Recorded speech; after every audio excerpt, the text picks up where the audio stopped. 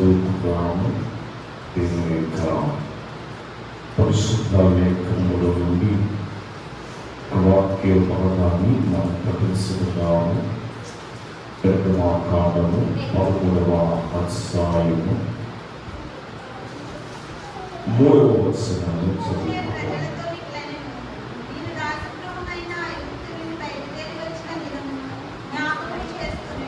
ప్రార్థన చేసుకుంటాం.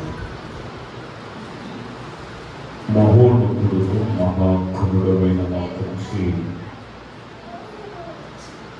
చదవబడిన లేఖనములను నిత్యము మా యొక్క బ్రతుకులో నిత్యము జ్ఞాపకం ఉండటానికి గాను నీ వాక్యమును ప్రభా మా హృదయంలో ప్రతిష్ఠించుకుని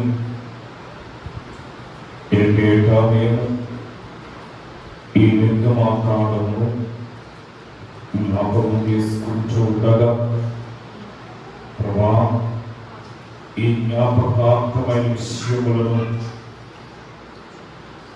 దీవించి ఆశీర్వదించండి. చదవబడిన వాక్యమును వివరించుకుని ఉండగా మీరును పరలోక పరిశుద్ధులను వాక్కులను మాకు ఉండి మాకు కావలసిన వాక్యమును మాకు అందించమని నిలబడితే మాట్లాడమని వాగ్దానం చేసిన యేసయ్య అతి శ్రేష్ఠ నామమును బట్టి ప్రథములాడుకొడుచు ఉన్నాము తండ్రి. ఆమేన్. దేవుని యొక్క మహాకృపను బట్టి ఏర్పాటు చేయబడిన ఈ మోసేసు ఉపవాస దీక్షా కార్యములు ఇచ్చిన మన పిల్లలను మన ప్రభువును రక్షకుడైన యేసు క్రీస్తు యొక్క దివ్య నామమున మీకు శుభములు కలుగునుగాక. ఆమేన్. చదవబడినటువంటి యొక్క 13వ అధ్యాయములో కొన్ని ప్రాముఖ్యమైన విషయాల్ని మనం చూస్తూ ఉంటాము.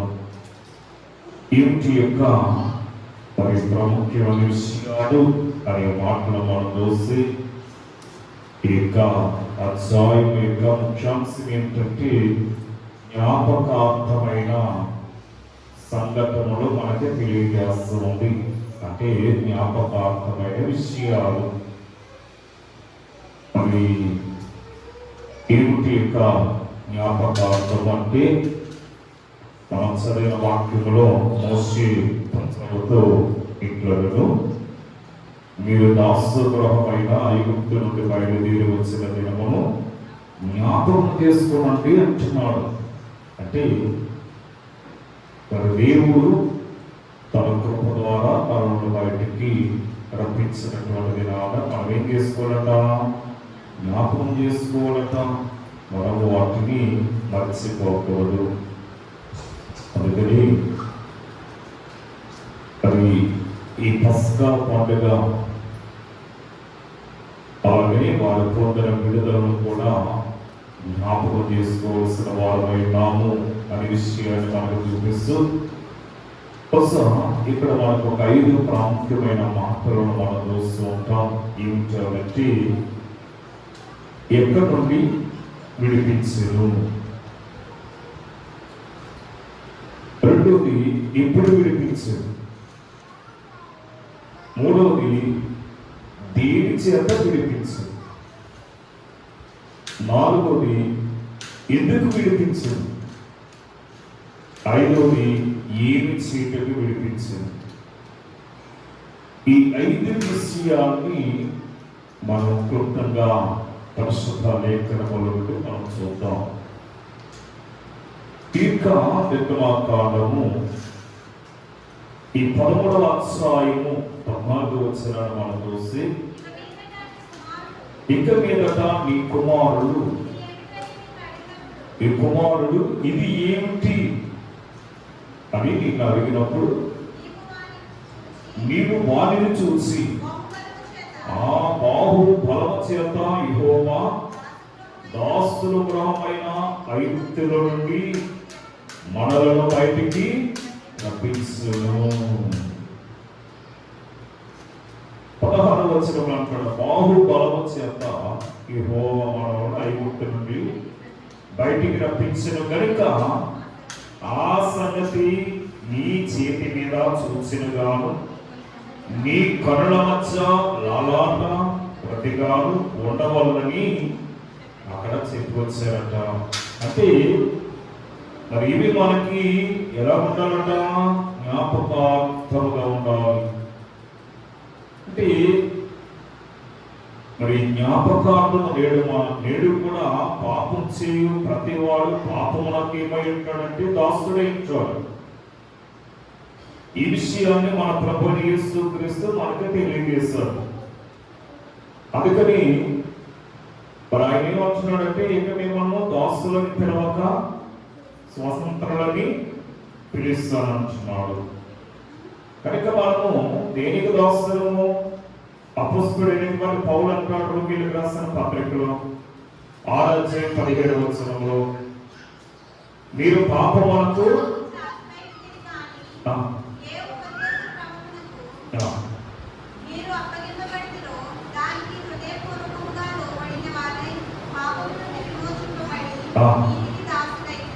మనం దేనికి దాసులమై ఉండాలి? నీతికి దాసులమై. కానీ మనం దేనికున్నాం? పాపమునకు దాసులమై ఉన్నాం. అందుకని ఈ దాసత్వం నుండి మనల్ని విమోచించడానికి, ఈ పాపపు బంధకము నుండి ఆయన మనల్ని తప్పించడానికి ఆయన ఎక్కడి నుండి విడిపించాడంటే ఏమా ఈ పాపము నుండి విడిపించాడు. చూడు, కీర్తన గ్రంథము 106వ సంకీర్తన 10వ వచనములో ఒక మాట మనకు చూపిస్తాడు. 106 10వ వచనములో పగవారి యొక్క చేతుల నుండి వారిని రక్షించును.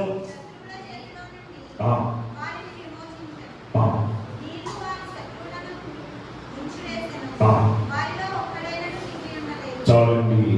కనుక దేవుడు ఏం చేస్తాడు? ఇప్పుడు పగవారి యొక్క చేతుల నుండి, అనగా శత్రువుల యొక్క చేతుల నుండి ఆయన మనల్ని ఏం చేస్తాడు? విడిపించాడు. ఆయన మనల్ని విడిపించాడు. అంటే మన పగవాడు, మన శత్రువు మనకి హాని చేయాలని తలపెట్టేటప్పుడు దేవుడు ఏం చేస్తాడట?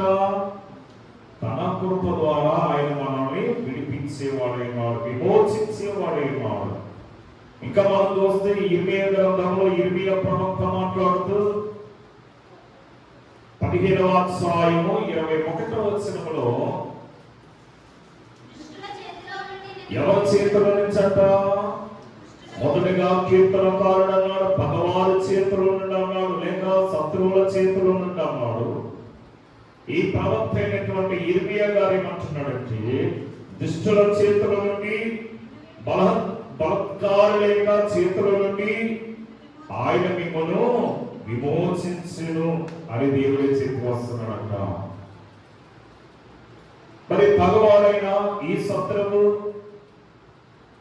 అనగా దుష్టుడైనటువంటి సాతాని,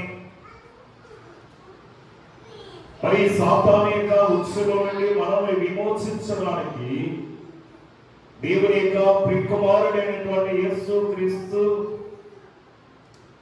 అనగా పాపము నుండి, సాతాను యొక్క కట్టుల నుండి ఆయన మనల్ని విడిపించేవాడై ఉన్నాడు, విమోచించిన వాడై ఉన్నాడు. బైబిల్ గ్రంథంలో మరి భక్తుల యొక్క జీవితంలో ఈ విశేషమైనటువంటి అనుభవాలను మనం చూడగలుగుతూ ఉంటాం. దేవుడు తన యందు భయభక్తులు కలిగినటువంటి వారిని కూడా అనేక విధాలుగా వారిని విమోచించినట్లుగా, విడిపించినట్లుగా మనం చూస్తూ ఉంటాం. నాటి కాలము 48వ అధ్యాయము 16వ వచనాన్ని మనం గమనిస్తే, యాకోబు సమస్తమైనటువంటి కీడుల నుండి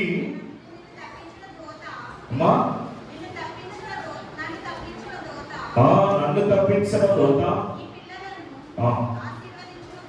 నా పేరును అబ్రహాము ఇస్సాకులను ఆ, నా పితరుల పేరును ఆ. వారికి పెట్టబడును గాక. ఆ, భూమి యందు వారు బహుగా విస్తరించుదురు గాక అని చెప్పాను. ఆ. కనుక ఏం చేస్తాడట దేవుడు?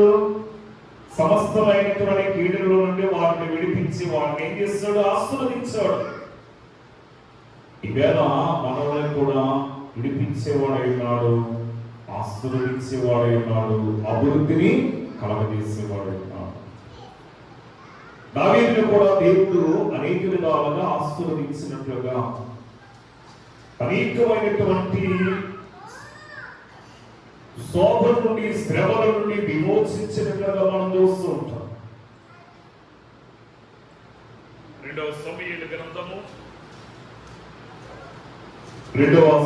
గ్రంథము 4వ అధ్యాయము 21వ వచనాన్ని మనం గమనిస్తే,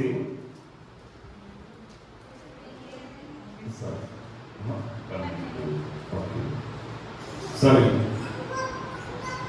అపొస్తలుల కార్యములు 7వ అధ్యాయం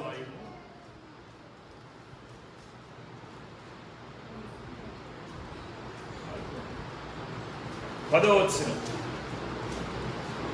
దయను జ్ఞానమును ఐగుప్తు రాజైన ఫరో ఎదుట అతనికి అనుగ్రహించినందున ఫరో ఐగుప్తునకును తన ఇంటికి అంతటికిని అతనిని అధిపతిగా నియమించెను. తరువాత ఐగుప్తు దేశమంతటికిని కానాను దేశమంతటికిని కరువు బహు శ్రమలు వచ్చెను. కనుక ఇక్కడ మనం గమనించినట్లయితే యోసేపును కూడా అనేక శోభ నుండి, అనేకమైనటువంటి ఇబ్బందుల నుండి ఆయనను విడిపించినట్లుగా మనం చూస్తూ ఉంటాం. అందుకని నీతిమంతుల కలగా ఆపదలు అనేకములు అనే మాటను మనం చూస్తూ ఉన్నాం. ఈవేళ ఎక్కడి నుండి విడిపిస్తున్నాడంటే బంధకము నుండి విడిపించేవాడైనాడు, పాపము నుండి విడిపించేవాడైనాడు, దాస గృహముల నుండి ఆయన మనల్ని విడిపించేవాడైన విషయాన్ని మనం చూసాం. కానీ 7వ వచనాన్ని మనం గమనించినట్లయితే మరి అక్కడ ఒక విషయాన్ని మనకు చూపిస్తూ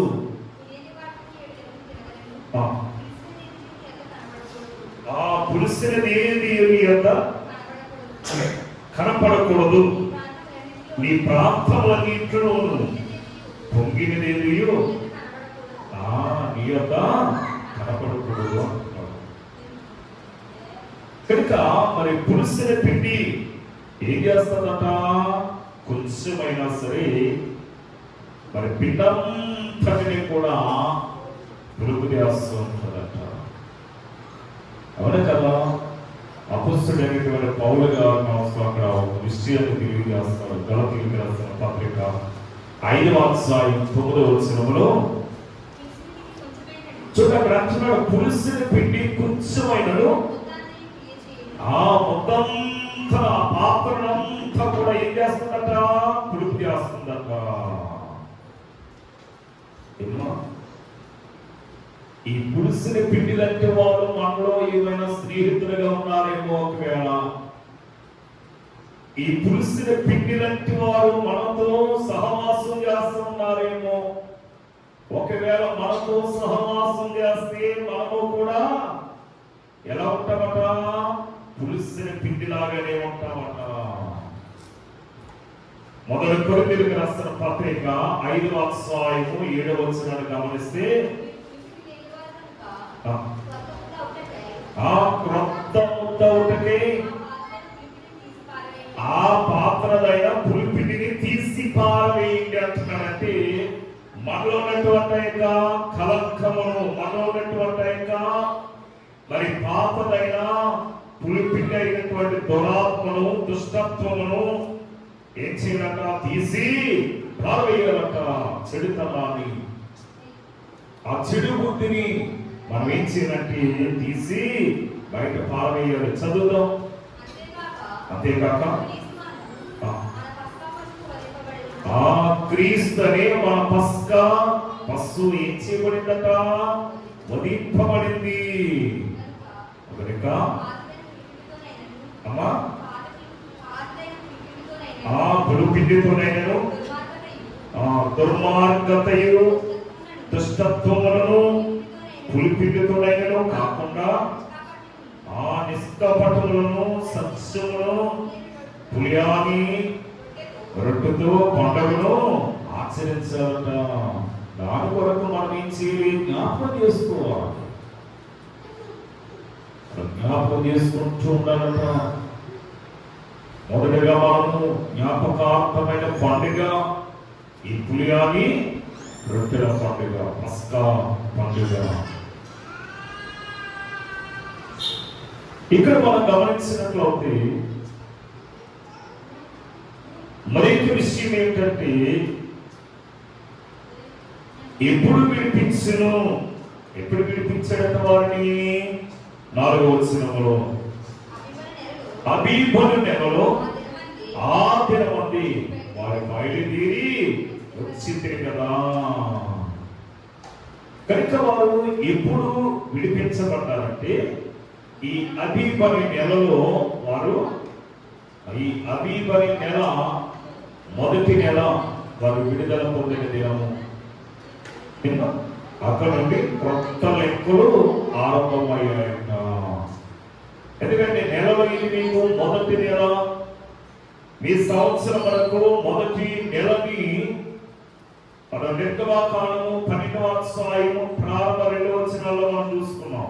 దేవుడు చెప్పాడు ఇశ్రాయేలు ప్రజలకి. కనుక ఐగుప్తులో వారున్న 430 ఏండ్లు లెక్కలోనికి రాకుండా విడుదల పొందినది మొదలుకుని వారిలో కొత్త లెక్కలు ఆరంభమయ్యాయి. అందుకని నిర్గమాకాండము 19వ అధ్యాయం ప్రారంభ వచనంలోని కూడా మనము ఇశ్రాయేలు ఐగుప్తు దేశం నుండి బయలుదేరిన 3వ నెలలు, 3వ నెలలోనే వారికి ఆరంభ దినమట. అందుకని ఈ అబీబని నెల ఆ నెలలో మొదటి నెల. అలాగని 10 సంవత్సరములో కూడా ఏమవుతుంది? మొదటి నెల అనే మాట మనం చూస్తూ ఉన్నాం. అందుకే ఇక్కడ మనం గమనించినట్లయితే మరి మొదటి రాజుల గ్రంథము 6వ అధ్యాయము ప్రారంభ వచనంలో మాట్లాడుతూ, అయితే ఇశ్రాయేలీయులు ఐగుప్తు దేశములో నుండి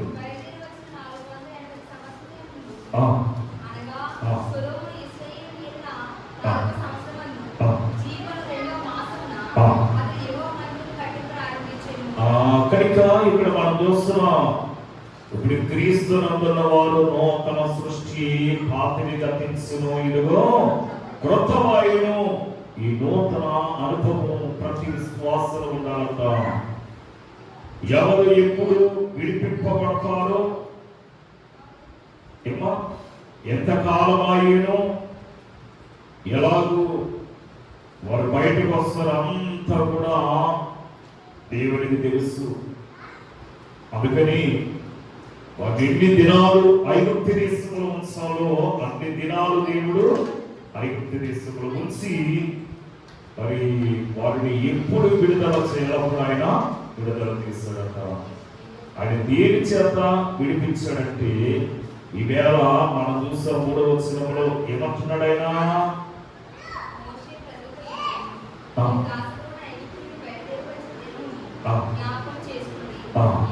యెహోవా తన బాహుబలము చేత దానిలో మిమ్మల్ని బయటికి రప్పించును. అంటే దేని ద్వారా విడుదల చేశాడట? ఆయన బాహుబలము చేత. ఏ బలం అంటది? బాహుబలము. 9వ వచనంలో అదే మాటను మనం చూస్తాం.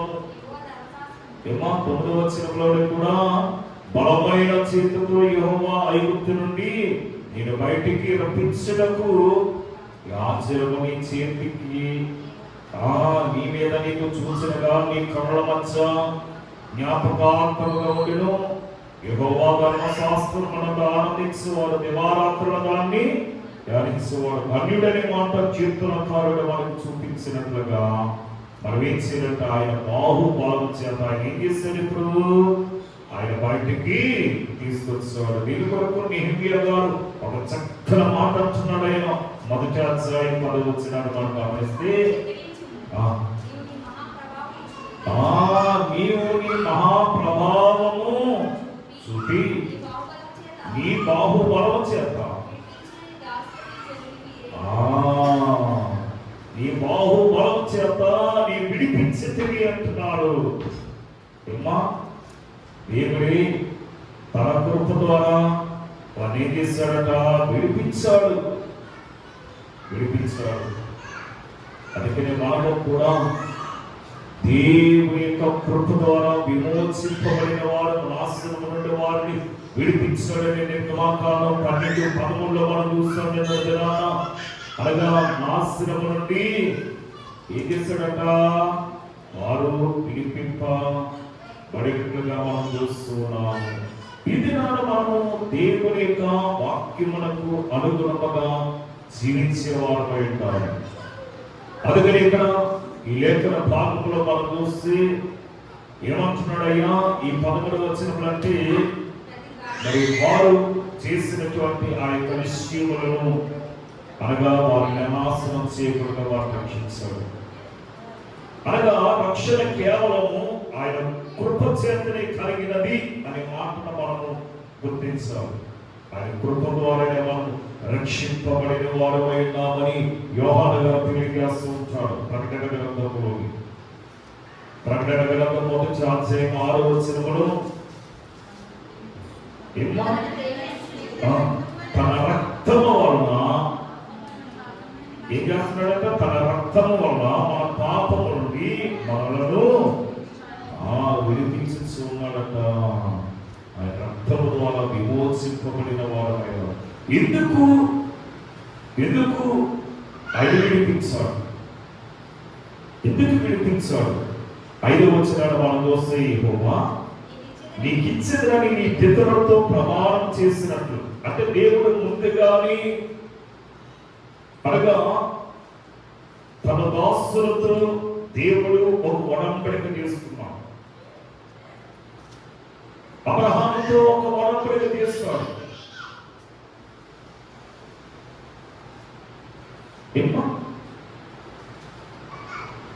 అబ్రహాముతో చక్కని ఒడంబడిక తీసుకున్నాడు. అదే విషయాన్ని ఇక్కడ మనం చూసినట్లయితే అంటున్నాడు కదా, చదువుదాం. ప్రమాణం చేసినట్లు కనానీయులకును, హిత్తీయులకును, అమోరీయులకును వీళ్ళందరికీ కూడా చేసినటువంటి ప్రమాణ ఒడంబడికను ఈ 11వ వచనంలో చూపిస్తున్నాడు. యెహోవా నీతోను నీ పితరులతో ప్రమాణం చేసినట్లు అంటున్నాడు. అంటే మన పితరులతో, మన పెద్దవాళ్ళతో ఆయన ప్రమాణం చేస్తాడు. ఆ ప్రమాణం చేసినప్పుడు దేవుడు అంటున్నాడు కదా, నీకు కలుగు పశువుల సంతతిలోను ప్రతి తొలి పిల్లను యెహోవాకు ప్రతిష్ఠింపవలెను, వారిలో మగ సంతానము యెహోవాకు అగునంటున్నాడు. కనుక ఇక్కడ మనం గమనించినట్లయితే ఈ నిర్గమాకాండం 3వ అధ్యాయం 8వ వచనంలో ఉన్నట్టుగా ఐగుప్తు నుండి విడిపించినప్పుడు, ఈ పారుతీలు ప్రవహించు దేశమునకు నడిపించడకు ఆయన దిగి వచ్చి ఉన్నాడు. కనుక దేవుడు చేసినటువంటి యొక్క ఒడంబడికను ఆయన జ్ఞాపకం చేసుకున్నాడట.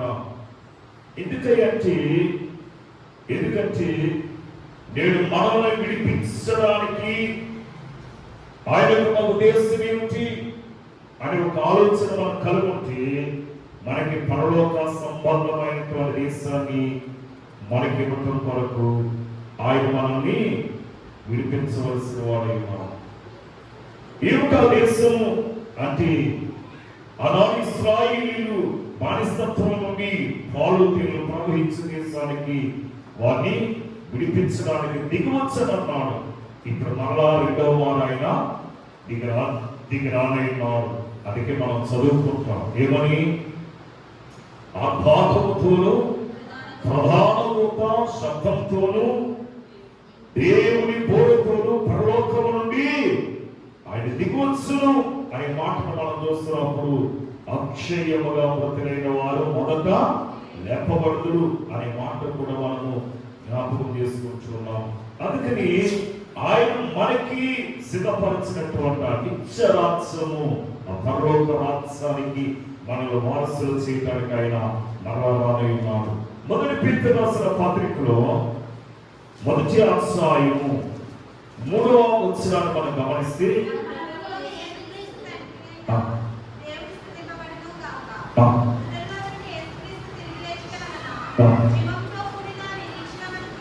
ఆ జీవంతో కూడిన నిరీక్షణ మనకి కలిగినట్లు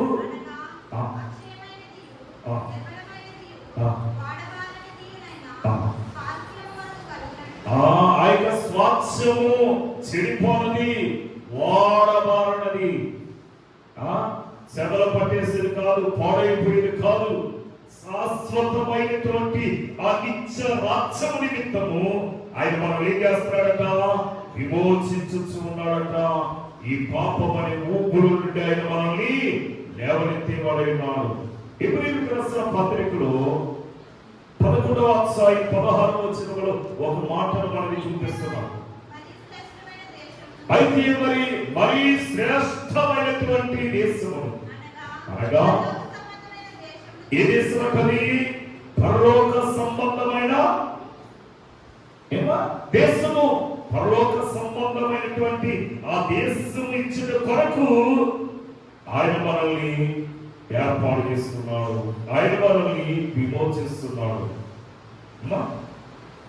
అందుకే మనం వీటి కొరకు కనిపెట్టే వారమై ఉండాలి.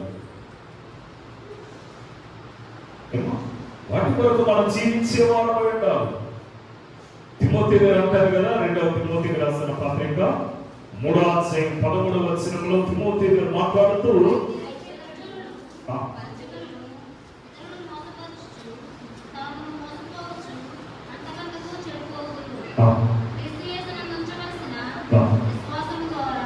ఎవరి మీద ఉంచాలి? మనం క్రీస్తు యేసునందు ఉంచవలసిన విశ్వాసము, రక్షణార్థమైనటువంటి జ్ఞానముని మీకు కలగజేసేదే అన్నమాట. రక్షణార్థమైనటువంటి జ్ఞానము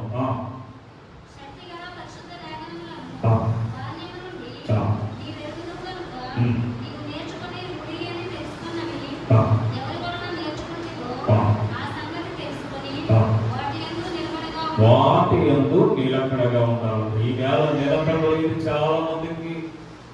ఏమ్మా, ఎవరో వచ్చి ఏదో చెప్తే అటుపోతున్నారు, మరలా వచ్చి మరలా ఎవరో ఏదో చెప్తే మరలా అటుపోతున్నారు.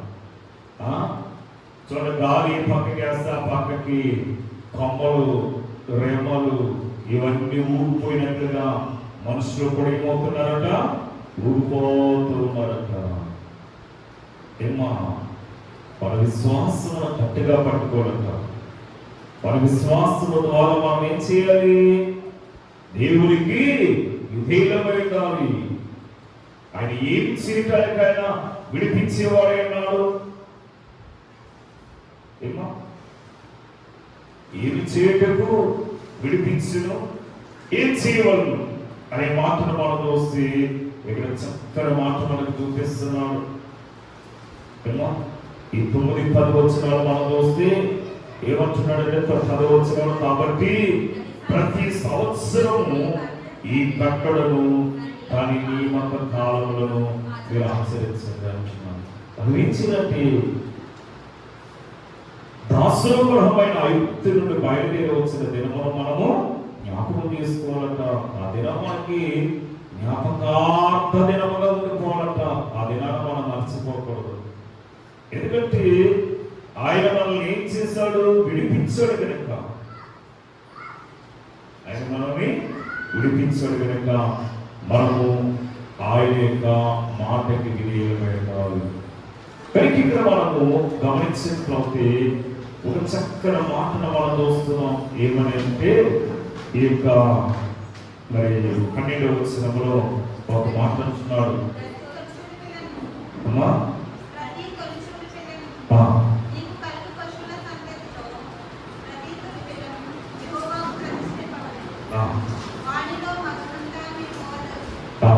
కనుక ఏమంటున్నాడు ఇక్కడ ఈ 12వ వచనంలో, యెహోవా నీతో నీ పితరులతో ప్రమాణం చేసినట్లు ఏమా ఆయన కానానీయుల దేశములో నిన్ను చేర్చి దాన్ని నీకు ఇచ్చిన తర్వాత ప్రతి తొలుచూల పిల్లను నీకు కలుగు పశువుల సంతతిలో ప్రతి మా తొలి పిల్లను యెహోవాకు ప్రతిష్ఠింపవలన వాళ్ళు ఒక సంతానము యెహోవానందరు అంటున్నాడు. కనుక ఇక్కడ మనము మరి ప్రతిదీ కూడా దేవుడికి మనం ఇచ్చేది ప్రతిష్ఠించాలి. దాన్ని విడిపించుకోవాలనుకుంటే దాన్ని విడిపించుకోవచ్చు. కానీ మరి ఇక్కడ మనము గమనించినట్లయితే మరి మనము ప్రతి వాటిని కూడా దేవుడికి ప్రతిష్ఠింప మొదలమై ఉన్నామనే విషయాన్ని మనం చెప్పకూడదు. ఎందుకంటే ఒకవేళ మనమగాక వాటిని విడుదల చేసుకోవాలనుకుంటే దానికి బదులుగా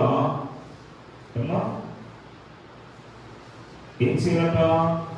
దానికి 5 వంతులు మనము చెల్లించాలి.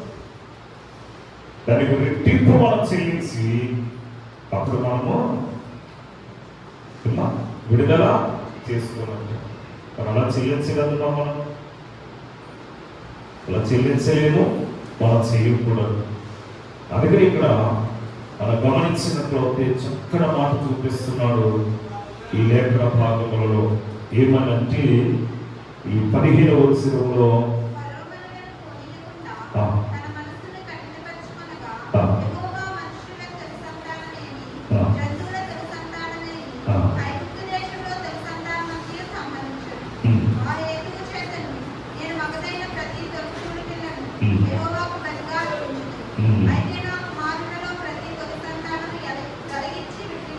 బాగా గమనించండి, వెలయించి విడిపించుదని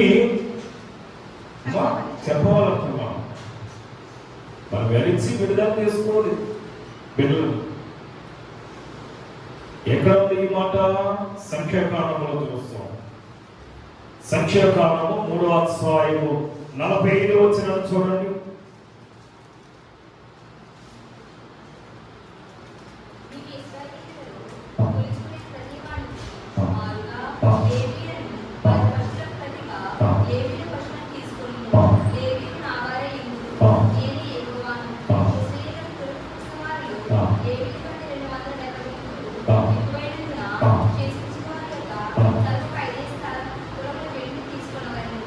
ఇక్కడికి ఇక్కడ మనం గమనించినట్లయితే లేవీయుల కంటే ఇశ్రాయేలీయులు ప్రథమ పుత్రులు. లేవీయుల కంటే ఇశ్రాయేలీయులు ప్రథమ పుత్రులు. ఎంతమంది అంట? 243 మంది ఉన్నందున తలకొక 5 తులముల వెండిని క్రయించి ఆ క్రయాధనముగా వాటిని చెల్లించాలంటున్నాడు ఇక్కడ. అంటే మరి మనము 5 వంతులు చెల్లించే వారమై ఉంటారు. అందుకే ఇక్కడ 5 విధములైన బలులను మనకు చూపిస్తూ ఉంటాం. 5 విధములైనటువంటి బలులు అంటాం. మరి ఇక్కడ మనం కొన్ని బలులు మాత్రమే మనకు తెలుసు. ఏమిటంటే దహన బలి, నైవేద్య బలి, సమాధాన బలి, అపరాధ బలి, పాప పరిహారార్థ బలి. 5 బలులు. 5 బలులు లేవి 1 నుండి 5వ అధ్యాయంలో మనము ఈ లేవి కాండంలో మనం చూస్తూ ఉంటాం 5 బలులు కొరకు. అందుకని ఇక్కడ మనం గమనించినట్లయితే మరి మనము క్రీస్తునందు విశ్వాసం నుంచి నీతిమంతులుగా తీర్చబడటమే ఆశీర్వాదకరం కనుక మనం వెల ఇచ్చి విడుదల తీసుకునే వారమై ఉండాలి అనే విషయాన్ని మనకి చూపింపబడుతున్నది. కనుక మనం ఏదైనా సరే మనము మరి అది మనకు కావాలి అనుకునేటప్పుడు అది ఆ వృక్ష ఫలాల్లో కానీ పశువుల్లో కానీ లేకపోతే ఏదైనా సరే మనం ఏం చేయాలట? వాటికి 5 వంతులు ఇచ్చి దాన్ని మనము విడుదల తీసుకునే వారమై ఉండాలి అనే విషయాన్ని మనకి చూపింపబడుతున్నది. అలాగే ఇంకా మనం గమనించినట్లయితే మరి యొక్క 17వ వచనం నుండి 22వ వచనం వరకు మనం గమనిస్తే మరి ప్రయాణంలో మరి వారికి ప్రయోజనాలు ఇలా 5 సంగతులు మనం చూస్తాం. దేవుడు తన ప్రజల క్షేమము కోరిన వారి ఉన్నాడనే విషయాన్ని మొదటిగా మనం గమనించాలి. ఎందుకంటే దేవుడు వారి యొక్క ప్రయాణ సాధనలో వారిని విడిచిపెట్టలేదు, మీరు వెళ్ళిపోండి అయ్యా అనలేదు. దేవుడి వారితో కూడా ప్రయాణం చేస్తున్నట్లుగా మనం చూస్తున్నాము. చూడండి 18వ వచనంలో, అయితే దేవుడు ప్రజలను చుట్టూ తాయేగు ఎర్ర సముద్రపు అరణ్య మార్గమున నడిపించెను. అంటే ఆయన కూడా ఉండి వారిని ఏం చేస్తున్నాడు? కనుపాపలాగా కాపాడుకుంటూ వారిని నడిపిస్తున్నాడు. ఇశ్రాయేలీయులు ఆ యొక్క మరి జనాంగమంతా కూడా మరి దేవుడు నడిపించినట్లుగా మనము చూస్తూ ఉన్నాము. ఇక 18వ వచనాన్ని బట్టి అందుకే ఇక్కడ మనం గమనించినట్లయితే మరి ఈ యొక్క ఒకప్పుడు ఇశ్రాయేలీయులు ఫిలిష్తీయులకు బానిసలుగా ఉన్నప్పుడు, ఇశ్రాయేలీయులకు యుద్ధ ఆయుధములు లేనప్పుడు మరి ఏం చేశారట? దేవునికి మొరపెట్టారట. మొదటి సమూయేలు గ్రంథము 13వ అధ్యాయము 19వ వచనాన్ని మనం గమనిస్తే,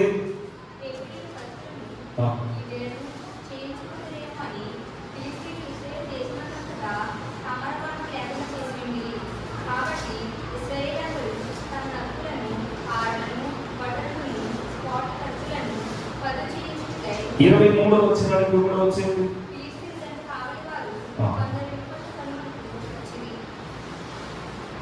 ఇక్కడ మనం గమనించినట్లయితే ఇశ్రాయేలీయులకి ఏమి లేవటప్పుడు? యుద్ధ ఆయుధాలు లేవట. ఎందుకంటే వారి యుద్ధ ఆయుధాలు లేకుండా చేసేస్తారు. యుద్ధ ఆయుధాలు లేకుండా చేసేస్తారు. అందుకే మనం చదువుకున్న నిర్గమాకాండం 1వ అధ్యాయం 10వ వచనంలో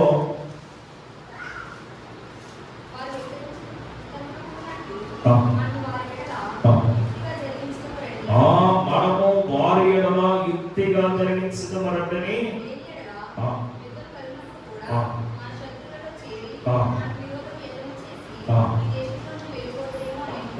కనుక వారు ఫిలిష్తీయుల వారిని పోనీయకుండా మరి యొక్క మార్గాన దేవుడు పోనించడానికి వారు ఆ దారులు వారిని నడిపించలేదు. ఎందుకంటే దేవుడు తన ప్రజలు మరి ప్రజల శ్రమల గుండా మరి నడిపించేవాడు కాడుమంట. ఎందుకంటే ఆయన క్షేమముగా సురక్షితంగా వారిని నడిపించాలి. అందుకే ఆ ఎర్ర సముద్రపు మార్గాన ఆయన నడిపించాడు. దేవుని పిల్లల యొక్క జీవితం శ్రమలతో కూడిన మరి జీవితం అని దైవ గ్రంథములో మనం చూస్తుంటాము.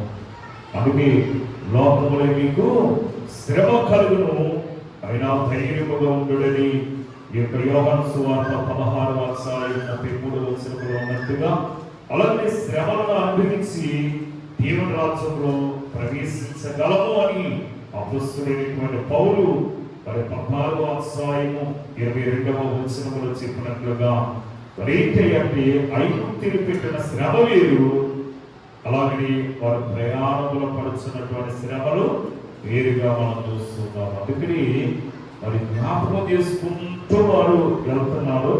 అంటే ఇక్కడికి వచ్చేటప్పటికి యోసేపు చెప్పిన మాట కూడా వారు జ్ఞాపకం తెచ్చుకున్నారట. ఏముంటాయంటే అంటున్నాడు కదా, యోసేపు ఆ యొక్క ఇశ్రాయేలీయులను పిలిచి ఒక విషయాన్ని వారికి చెప్పుకొచ్చాడు. ఏమంటే, అయ్యలారా, ఇదిగో నేను మరి చనిపోతాను. నేను చనిపోయినప్పుడు మరి ఇదిగో నా యొక్క అస్థికులను, నా యొక్క ఎముకలను ఈ ఐగుప్తు దేశంలో ఉంచద్దు. కనుక ఐగుప్తు దేశంలో మీరు విడిచిపెట్టద్దు. ఇదిగో మన యొక్క దేశానికి, కనాను దేశానికి మీరు వెళ్ళిన తర్వాత వెళ్ళేటప్పుడు నా ఎముకలను కూడా తీసుకుని వెళ్ళిపోండి ఒక చక్కని వడంబడిక చేసుకున్నట్లుగా మనం 19వ వచనంలో చూస్తాము. మరియు మోషే యోసేపు యొక్క ఎముకలను తీసుకుని వచ్చెను. మోషే ఉన్నప్పుడు యోసేపు ఉన్నాడా? లేదు. ఎందుకంటే ఆ ఫరో రాజే యోసేపుని ఎరగనటువంటి వాసు. అక్కడ ఒకటి రెండు తరాలు గతించబడినట్టుగా మనం చూస్తున్నాము. అటువంటిది మరి ఈ యొక్క మోషే గారు యోసేపు యొక్క ఎముకలను తీసుకురావడానికి కారణం ఏంటంటే, ఈ యొక్క మోషే గారి కంటే ముందు ఉన్నటువంటి పెద్దలైన వారు చెప్పారు. ఆ మాట మోషే విన్నారు కనుక యోసేపు యొక్క ఎముకలను అక్కడ విడిచిపెట్టలేదు. అతడు దేవుడు అనగా నిశ్చయముగా దర్శనమిచ్చును, అప్పుడు మీరు నా ఎముకలను ఇక్కడ నుండి తీసుకుని పోవాలని ఇశ్రాయేలు చేత రూఢిగా ప్రమాణం చేయించుకుని ఉన్నాడట. ఎక్కడ? ఆదికాండము 50వ అధ్యాయం 25వ వచనం.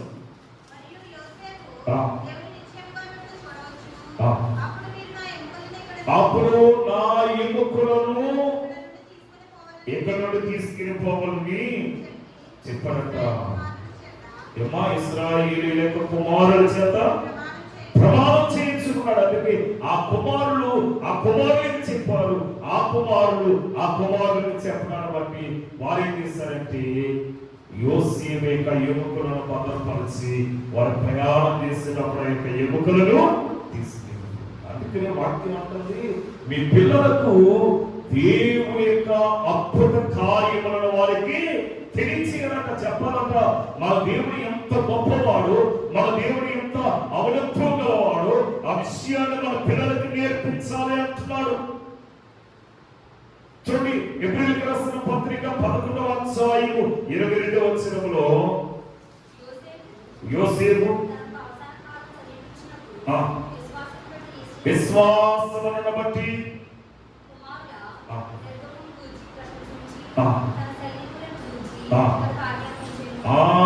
ఆయన ఎముకలను గురించి వారికి తెలియజేస్తాడట. అందుకే వారు దాన్ని మర్చిపోలేదు. అందుకే వారు జ్ఞాపకం చేసుకున్నారట. ఏమొచ్చింది వారికి? జ్ఞాపకం వచ్చింది. శివల వాక్యము, ఆయన పగటి వేళ మేఘస్తంభములో ఉన్నాడు, రాత్రి వేళ అగ్ని స్తంభం అయ్యండి ప్రజలను నడిపించినట్లుగా మనము చూస్తూ ఉన్నాము. కనుక మరి ఇశ్రాయేలు కాపాడేవాడు కొడకొడు నిద్రపోనట్టుగా మరి దేవుడు ఇశ్రాయేలు విడిచిపెట్టాడా? విడిచిపెట్టలేదు. వారైనా విడిచిపెట్టి మార్గములు వెళ్ళిపోయారు తప్ప దేవుడు మాత్రం వారిని విడిచిపెట్టలేదు. కనుక మనము కూడా మన దేవుడిని యెహోవాను మనం నిత్యము స్మరణగా తెచ్చుకుంటూ మన జ్ఞాపకం చేసుకోవచ్చు.